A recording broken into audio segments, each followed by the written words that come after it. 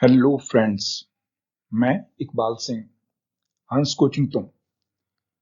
ਅੱਜ ਆਪਾਂ ਟੈਂਸਿਸ ਬਾਰੇ ਗੱਲ ਕਰਾਂਗੇ। ਇੰਗਲਿਸ਼ ਗ੍ਰਾਮਰ ਦੇ ਵਿੱਚ ਜੋ ਟੈਂਸਿਸ ਹੁੰਦੇ ਨੇ ਉਹਨਾਂ ਬਾਰੇ, ਉਹਨਾਂ ਦੇ ਰੂਲਸ ਤੇ ਐਗਜ਼ਾਮਪਲਸ, ਉਹਨਾਂ ਨੂੰ ਸਮਝਣ ਦੀ ਕੋਸ਼ਿਸ਼ ਕਰਾਂਗੇ।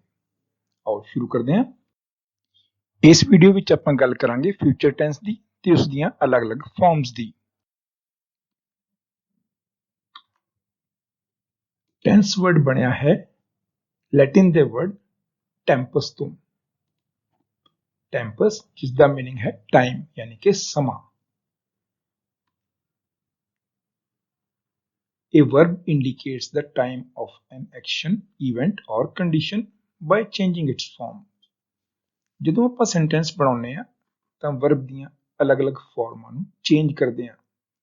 ਐਕਸ਼ਨ ਜਾਂ ਇਵੈਂਟ ਜਾਂ ਕੰਡੀਸ਼ਨ ਦੇ ਸਮੇਂ ਦੇ ਹਿਸਾਬ ਨਾਲ ਵਰਬ ਦੀਆਂ ਫਾਰਮਾਂ ਨੂੰ ਚੇਂਜ ਕੀਤਾ ਜਾਂਦਾ ਹੈ। ਕਿਹੜੀ ਵਰਬ ਦੀ ਫਾਰਮ ਕਿਹੜੇ ਸਮੇਂ ਵਿੱਚ ਲਾਣੀ ਹੈ, ਇਹ ਸਾਨੂੰ ਟੈਂਸਿਸ ਦੇ ਰੂਲਸ ਤੋਂ ਪਤਾ ਲੱਗਦਾ ਹੈ। ਸਮੇਂ ਟਾਈਮ ਫਰੇਮ ਦੇ ਹਿਸਾਬ ਨਾਲ, ਸਮੇਂ ਦੇ ਹਿਸਾਬ ਨਾਲ ਟੈਂਸਿਸ ਨੂੰ ਅੱਗੇ ਵੰਡਿਆ ਗਿਆ ਤਿੰਨ ਪਾਰਟਸ ਵਿੱਚ। ਪ੍ਰੈਜ਼ੈਂਟ ਟੈਂਸ ਯਾਨੀ ਜਿਹੜਾ ਸਮਾਂ ਹੁਣ ਚੱਲ ਰਿਹਾ ਹੈ, ਪਾਸਟ ਟੈਂਸ ਜਿਹੜਾ ਸਮਾਂ ਬੀਤ ਚੁੱਕਿਆ ਹੈ, ਤੇ ਫਿਊਚਰ ਟੈਂਸ ਜਿਹੜਾ ਸਮਾਂ ਅੱਗੇ ਆਏਗਾ। ਫਿਊਚਰ ਟੈਂਸ ਕੀ ਹੈ? Future tense expresses an action or situation that will occur in the future. ਕੋਈ ਵੀ ਐਕਸ਼ਨ ਜਾਂ ਸਿਚੁਏਸ਼ਨ ਜਿਹੜੀ ਕਿ ਫਿਊਚਰ ਵਿੱਚ ਹੋਏਗੀ, ਆਉਣ ਵਾਲੇ ਸਮੇਂ ਵਿੱਚ, ਤਾਂ ਉਸ ਨੂੰ ਆਪਾਂ ਫਿਊਚਰ ਟੈਂਸ ਵਿੱਚ ਐਕਸਪ੍ਰੈਸ ਕਰਾਂਗੇ। ਫਿਊਚਰ ਟੈਂਸ ਨੂੰ ਵੀ ਫਰਦਰ ਚਾਰ ਭਾਗਾਂ ਵਿੱਚ ਵੰਡਿਆ ਗਿਆ ਹੈ। Future indefinite tense, future continuous tense, future perfect tense ਤੇ future perfect continuous tense. Future indefinite tense ਕੀ ਹੈ? The simple future is used to refer to actions that will take place after the act of speaking or writing. ਜਦੋਂ ਹੁਣ ਅਸੀਂ ਬੋਲ ਰਹੇ ਹਾਂ ਜਾਂ ਲਿਖ ਰਹੇ ਹਾਂ ਤਾਂ ਇਸ ਤੋਂ ਬਾਅਦ ਜਿਹੜੇ ਵੀ ਐਕਸ਼ਨਸ ਹੋਣਗੇ ਉਹਨਾਂ ਨੂੰ ਫਿਊਚਰ ਟੈਂਸ ਦੇ ਵਿੱਚ, ਫਿਊਚਰ ਇੰਡੈਫਿਨਿਟ ਜਾਂ ਸਿੰਪਲ ਫਿਊਚਰ ਟੈਂਸ ਦੇ ਵਿੱਚ ਰੈਫਰ ਕੀਤਾ ਜਾਏਗਾ।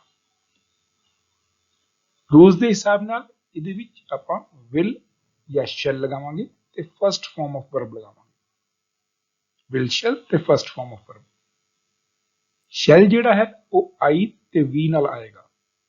ਉਹ ਵੀ ਉਦੋਂ ਜਦੋਂ ਸਰਟੇਨ ਨਹੀਂ ਹੋਵਾਂਗੇ, ਸਾਨੂੰ ਪੱਕਾ ਯਕੀਨ ਨਹੀਂ ਹੋਏਗਾ ਕਿ ਕੰਮ ਹੋਏਗਾ ਜਾਂ ਨਹੀਂ। ਤੇ ਜਦੋਂ ਸਰਟੇਨ ਨਹੀਂ ਆ ਤਾਂ ਆਈ ਵੀ ਨਾਲ ਸ਼ੈਲ ਲਗਾਵਾਂਗੇ। ਜੇ ਸਾਨੂੰ ਪੱਕਾ ਯਕੀਨ ਹੋਵੇ ਤਾਂ ਆਈ ਵੀ ਨਾਲ ਵੀ ਵਿਲ ਲਗਾ ਦਿਆਂਗੇ। ਬਾਕੀ ਸਭ ਨਾਲ ਤਾਂ ਵਿਲ ਲਗਾਉਂਦੇ ਹੀ ਹਾਂ ਆਪਾਂ। ਐਗਜ਼ਾਮਪਲ ਲੈਂਦੇ ਹਾਂ। ਮੈਂ ਕੱਲ ਇੱਕ match ਖੇਡਾਂਗਾ। I shall play a match tomorrow. Shall and first form I ਦੇ ਨਾਲ। ਉਹ ਮੇਰੇ ਨਾਲ ਨਹੀਂ ਖੇਡੇਗਾ। He will not play with me. Will not play negative ਹੋਇਆ ਤਾਂ will ਦੇ ਨਾਲ not ਲਗਾਤਾ, ਫਸਟ ਫਾਰਮ ਤਾਂ ਲਗਾਉਣੀ ਹੀ ਹੈ। ਕੀ ਤੁਸੀਂ ਮੇਰੇ ਨਾਲ ਖੇਡੋਗੇ? Will you play with me? Question ਬਣਾਇਆ ਤਾਂ will ਪਹਿਲੇ ਲੈ ਆਏ। Will you play with me? Will and first form। Examples ਹੋਰ ਦੇਖਦੇ ਹਾਂ। ਮੈਂ ਇੱਕ ਪੱਤਰ ਲਿਖਾਂਗਾ। I shall write a letter. ਉਹ ਇੱਕ ਪੱਤਰ ਲਿਖੇਗਾ। He will write a letter. ਅਸੀਂ ਉਸਦੇ ਪੱਤਰ ਦਾ ਜਵਾਬ ਨਹੀਂ ਦੇਵਾਂਗੇ। We shall not reply his letter. ਉਹ ਕੱਲ ਤੱਕ ਆਪਣਾ ਕੰਮ ਪੂਰਾ ਨਹੀਂ ਕਰਨਗੇ। They will not finish their work by tomorrow. ਕੀ ਤੁਸੀਂ ਕੱਲ ਸਾਡੇ ਨਾਲ ਖੇਡੋਗੇ? Will you play with us tomorrow? ਕੀ ਤੁਸੀਂ ਛੁੱਟੀਆਂ ਦੌਰਾਨ ਸਾਡੇ ਨਾਲ ਰੁਕੋਗੇ? Will you stay with us during vacation? ਕੀ ਅਸੀਂ ਅਗਲੇ ਹਫ਼ਤੇ ਉਸ ਦੇ ਨਾਲ ਰੋਸ ਪ੍ਰਦਰਸ਼ਨ ਵਿੱਚ ਸ਼ਾਮਿਲ ਹੋਵਾਂਗੇ? Shall we join him in his protest next week? ਤਾਂ will ਤੇ shall ਨਾਲ ਫਸਟ ਫਾਰਮ, ਨੈਗੇਟਿਵ ਦੇ ਵਿੱਚ shall ਤੋਂ ਬਾਅਦ ਜਾਂ will ਤੋਂ ਬਾਅਦ not ਲਗਾਵਾਂਗੇ, ਫਸਟ ਫਾਰਮ ਹੀ ਰੱਖਾਂਗੇ ਨਾਲ। ਤੇ ਕੁਐਸਚਨ ਜਦੋਂ ਬਣਾਉਣਾ ਹੈ ਤਾਂ will ਜਾਂ shall स्टार्टिंग विच आ जाएगा सेंटेंस दे। साडा अगला टेंस है future continuous tense. The future continuous tense is used to describe actions ongoing in the future. The future progressive is used to refer to continuing action that will occur in the future. Future ਦੇ ਵਿੱਚ ਜਿਹੜਾ ਵੀ action ongoing यानी कि continuing means ਲਗਾਤਾਰ ਚੱਲ ਰਿਹਾ ਹੋਏਗਾ ਤਾਂ ਉਸ ਨੂੰ ਆਪਾਂ future continuous tense ਦੇ ਵਿੱਚ ਐਕਸਪ੍ਰੈਸ ਕਰਾਂਗੇ। ਰੂਲਸ ਦੇ ਹਿਸਾਬ ਨਾਲ shall be, will be ਦੇ ਨਾਲ ਫਸਟ ਫਾਰਮ ਆਫ ਵਰਬ ਦੇ ਨਾਲ ing ਲਗਾਵਾਂਗੇ ਆਪਾਂ। ਐਗਜ਼ਾਮਪਲਸ ਲੈਣੇ ਹਾਂ। ਮੈਂ ਉਸ ਦੇ ਨਾਲ ਅਗਲੇ ਮੈਚ ਵਿੱਚ ਖੇਡ ਰਿਹਾ ਹੋਵਾਂਗਾ। I shall be playing with him in the next game. Shall be ing। ਕੱਲ ਇਸ ਸਮੇਂ ਉਹ ਤੁਹਾਡੇ ਨਾਲ ਖੇਡ ਰਹੀ ਹੋਵੇਗੀ। She will be playing with you at this time tomorrow। ਹੋਰ ਐਗਜ਼ਾਮਪਲਸ ਲੈਣੇ ਹਾਂ। ਕੱਲ ਨੂੰ ਮੈਂ ਇਸ ਸਮੇਂ ਸਾਲਾਨਾ ਸਮਾਰੋਹ ਵਿੱਚ ਇੱਕ ਗੀਤ ਗਾ ਰਿਹਾ ਹੋਵਾਂਗਾ। I shall be singing a song in the annual function by this time tomorrow। Shall be ing। ਉਹ ਅਗਲੀ ਗੇਮ ਵਿੱਚ ਸਾਡੇ ਨਾਲ ਨਹੀਂ ਖੇਡੇਗਾ। He will not be playing with us in next game। Will not be ing। ਕੀ ਉਹ ਵੀ ਇਹੀ game ਖੇਡਣਗੇ? Will they also be playing the same game? will ਪਹਿਲੇ ਲਿਆਂਦਾ ਆਪਾਂ ਤੇ ਕੁਐਸਚਨ ਬਣ ਗਿਆ। will be ing। ਕੀ ਤੁਸੀਂ ਕੱਲ ਸਾਡੇ ਨਾਲ ਖੇਡੋਗੇ? Will you be playing with us tomorrow? will ਪਹਿਲੇ ਲਿਆਂਦਾ ਬਾਕੀ be playing ਅੰਦਰ ਰੱਖਿਆ ਤਾਂ ਕੁਐਸਚਨ ਬਣਾਇਆ। नहीं मैं उस समय काम कर रहा होवांगा। No, I shall be working at that time। अगला tense future perfect tense. The future perfect is used to refer to an action that will be completed sometime in the future before another action takes place। Future ਦੇ ਵਿੱਚ ਹੀ ਕੋਈ ਕੰਮ ਜਦੋਂ complete ਹੋ ਜਾਏਗਾ ਕਿਸੇ ਹੋਰ ਐਕਸ਼ਨ ਤੋਂ ਪਹਿਲਾਂ परफेक्ट टेंस ਜਿਹੜਾ ਵੀ ਹੈ ਉਹ ਕੰਪਲੀਟਡ ਕੰਮ ਨੂੰ ਦਰਸਾਉਂਦਾ ਹੈ। ਸੋ ਫਿਊਚਰ ਦੇ ਵਿੱਚ ਜਿਹੜਾ ਕੰਮ ਕੰਪਲੀਟ ਹੋ ਜਾਏਗਾ ਕਿਸੇ ਹੋਰ ਐਕਸ਼ਨ ਤੋਂ ਪਹਿਲਾਂ ਤਾਂ ਉਸ ਨੂੰ ਆਪਾਂ ਫਿਊਚਰ ਪਰਫੈਕਟ ਟੈਂਸ ਦੇ ਵਿੱਚ ਰੈਫਰ ਕਰਾਂਗੇ।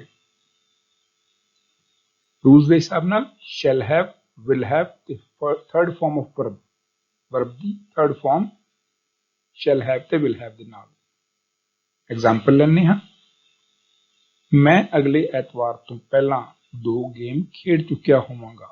I shall have played 2 games before next Sunday। Reference point लिया ਆਪਾਂ before next Sunday। shall have played ਉਹ ਇਸ ਤੋਂ ਵੀ ਵੱਧ ਖੇਡ ਚੁੱਕਿਆ ਹੋਵੇਗਾ। He will have played more than that। will have ਤੇ third farm shall have third farm. ਹੋਰ ਐਗਜ਼ਾਮਪਲਸ ਲੈਣੇ ਹਾਂ। ਗੱਡੀ ਦੇ ਆਉਣ ਤੋਂ ਪਹਿਲਾਂ ਮੈਂ ਟਿਕਟ ਖਰੀਦ ਲਈ ਹੋਵੇਗੀ। I shall have purchased the tickets before the arrival of the train। shall have the third form। Reference point लिया before the arrival of the train। उसने अजिहा नहीं कीता होवेगा। He will not have done so। Negative will ਦੇ ਨਾਲ not लगाता। ਕੀ ਸਾਡੇ ਉੱਥੇ ਪਹੁੰਚਣ ਤੋਂ ਪਹਿਲਾਂ ਤੁਸੀਂ ਜਾ ਚੁੱਕੇ ਹੋਵੋਗੇ? Will you have gone before we reach there। will ਪਹਿਲੇ ਲਿਆਂਦਾ ਸਟਾਰਟਿੰਗ ਵਿੱਚ ਤਾਂ ਕੁਐਸਚਨ ਬਣ ਗਿਆ।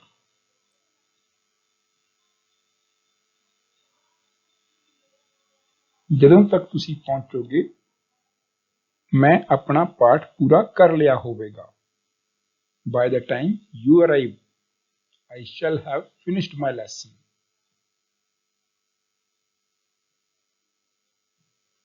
ਮੈਚ ਸ਼ੁਰੂ ਹੋਣ ਤੋਂ ਪਹਿਲਾਂ ਮੀਂਹ ਰੁਕ ਚੁੱਕਿਆ ਹੋਵੇਗਾ। It will have stopped raining before the match starts। will have third form shall have third form। साडा अगला टेंस है future perfect continuous tense.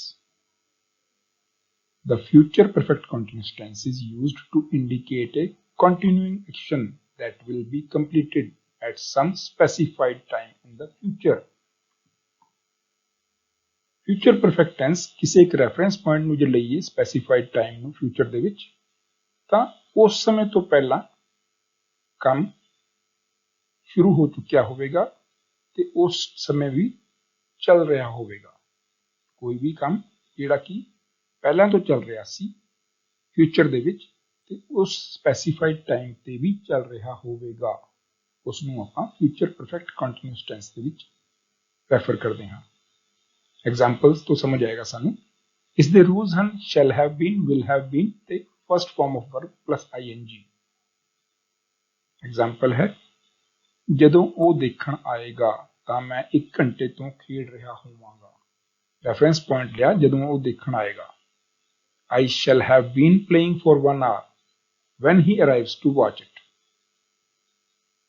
Reference point हो गया when he arrives to watch it. Main sentence हो गया I shall have been playing for 1 hour. मैं 1 घंटे तो खेल रहा होवांगा। ਜਦੋਂ ਉਹ ਰਿਟਾਇਰ ਹੋਵੇਗੀ ਤਾਂ ਉਹ 10 ਸਾਲਾਂ ਤੋਂ ਉਸੇ ਸਥਾਨ ਤੇ ਰਹਿ ਰਹੀ ਹੋਵੇਗੀ। ਰੈਫਰੈਂਸ ਪੁਆਇੰਟ ਜਦੋਂ ਉਹ ਰਿਟਾਇਰ ਹੋਵੇਗੀ। She will have been staying at the same place for 10 years when she retires. The reference point लिया when she retires. Main sentence she will have been staying at the same place for 10 years. ਤੁਸੀਂ ਇੱਕ ਚੀਜ਼ note ਕਰੋ, ਜਿਹੜਾ ਅਸੀਂ reference point ਲੈਂਦੇ ਹਾਂ ਤਾਂ ਉਸ ਦੇ ਵਿੱਚ ਆਪਾਂ first form of verb use ਕਰਦੇ ਹਾਂ, ਜਿਵੇਂ when he arrives to watch it ਜਾਂ when she retires। Future tense ਦੇ ਵਿੱਚ ਮੇਨ ਸੈਂਟੈਂਸ ਤਾਂ ਆਪਾਂ ਰੂਲਸ ਦੇ ਹਿਸਾਬ ਨਾਲ ਚਲਾਵਾਂਗੇ, ਪਰ ਜਿਹੜਾ ਰੈਫਰੈਂਸ ਪੁਆਇੰਟ ਲਵਾਂਗੇ ਤਾਂ ਉਸ ਨੂੰ present indefinitely means first form of verb use ਕਰਾਂਗੇ। ਤਾਂ ਇਹ ਸੀ ਫਿਊਚਰ ਪਰਫੈਕਟ ਕੰਟੀਨਿਊਸ ਟੈਂਸ। ਇਹ ਸੀ ਫਿਊਚਰ ਟੈਂਸ ਤੇ ਉਸ ਦੀਆਂ ਡਿਫਰੈਂਟ ਫਾਰਮਸ। ਉਮੀਦ ਹੈ ਤੁਹਾਨੂੰ ਚੰਗੀ ਤਰ੍ਹਾਂ ਸਮਝ ਆਇਆ ਹੋਵੇਗਾ। ਜੇ ਵੀਡੀਓ ਪਸੰਦ ਆਇਆ ਹੋਵੇ ਤਾਂ ਇਸ ਨੂੰ ਲਾਈਕ ਜ਼ਰੂਰ ਕਰਿਓ। ਬਾਕੀ ਵੀਡੀਓਜ਼ ਲਈ ਸਾਡੇ ਚੈਨਲ ਹੰਸ ਕੋਚਿੰਗ ਨੂੰ ਸਬਸਕ੍ਰਾਈਬ ਕਰੋ ਤੇ ਬਾਕੀ ਵੀਡੀਓਜ਼ ਦੇ ਲਿੰਕ ਨੀਚੇ ਡਿਸਕ੍ਰਿਪਸ਼ਨ ਵਿੱਚ ਵੀ ਦਿੱਤੇ ਹਨ। Thank you for watching.